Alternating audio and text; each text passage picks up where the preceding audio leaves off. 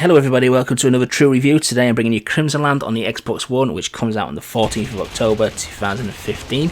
Now a little bit of research into this game, and it first came out way back in 2003 and had a re-release, an updated re-release on the 2014, and finally in 2015 we're getting it on the Xbox One. So was it worth the wait? Not really. It's a top-down shooter that we've seen many times before, where your unnamed hero is just thrown into an arena which scrolls ever so slightly in the 8 directions to give you a little bit more play area. Enemies spawn into it, you have to move around, shooting the enemies and surviving the waves in quest mode, or in survival mode you just need to survive as long as possible.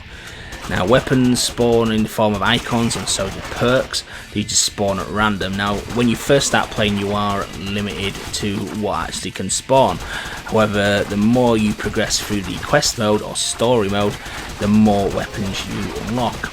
Now in the email I got from the developers, they did say survival mode is the main crux of the gameplay.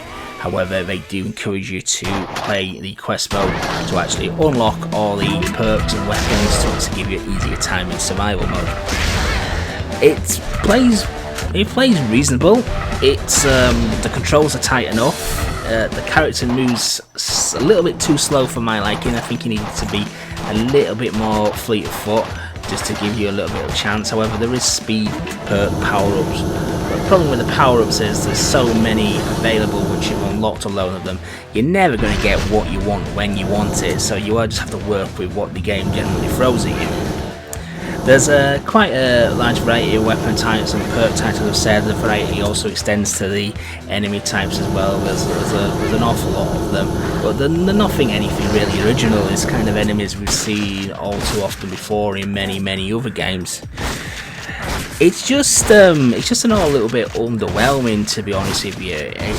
You play it for an hour and you're like, I want to be playing something else. I mean, it's the fun of the game is just short-lived, and I can't see myself going back to much more of this, to be honest with you. I mean, I've put a good 4 or 5 hours into the game trying to unlock all the various perks just to see what if they do, and the weapons. And the weapons are probably the highlight of the game, really. There's a huge variety from rocket launchers, Tesla guns, sniper rifles, pistols, AK-47s, assault rifles, submachine guns, you name it, there's the bloody weapon of it. It's flamethrowers, and they all do actually work quite differently, so I will give them props for doing that. Graphically, it's very bland. You're looking at very basic enemy types, basic backgrounds which don't really change from level to level. Music again is okay, nothing too inspiring. There's no peaks in the music or anything to like moments of high tension when you're running low on health. Nothing like that really to get the pulse racing. So yeah.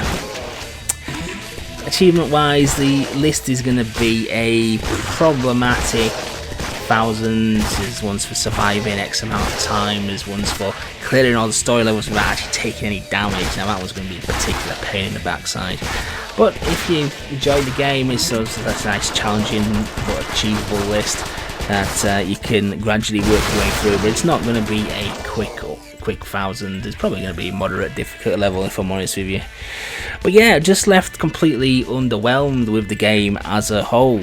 Just lack of modes, lack of variety, and in the levels, and the objectives. It would have been nice to have objectives in some of the levels instead of just kill all, like maybe protect a base or capture a flag or stop something from getting blown up. There's something just to spice things up a little bit, just to change it really from just kill everything all the time. My biggest concern with the game is the pricing. According to the developer's email, it's going to be priced at $13.99, both in US dollars and euros. No UK price has been confirmed as of yet, but I would imagine that will translate at about $9.99. They do mention they are trying to get a 15% discount at launch, though they've not said that is 100% confirmed as of yet. But even so, that is way too much for this type of title. This should be a cheap title on the Xbox One marketplace. It should be a cheap title that people will be willing to drop a few pounds on, a few dollars on, not pricing it how they have done. It's a bugbear of mine with the indie game pricing at the moment. Some of the developers just completely missed the mark. So I'm going to give Crimsonland a 4 out of 10. Unfortunately, it does show that it is from 2003. There's not an awful lot of game there. It is a little bit underwhelming and does get stale very quickly. And if they do go ahead and charge the price quoted in their email, then honestly, it's just way too overpriced. If they do lower the price, I'll probably up my score to a 5 out of 10, but as it stands, this is getting a 4. So if you did like that review, please remember to like, comment and subscribe, and do follow me on my various social media pages. It does really help me build the channel and hopefully get these games to you as quickly as possible so you can make an informed decision when buying your games on the Xbox One. So thanks for watching guys, and thanks for your continued support.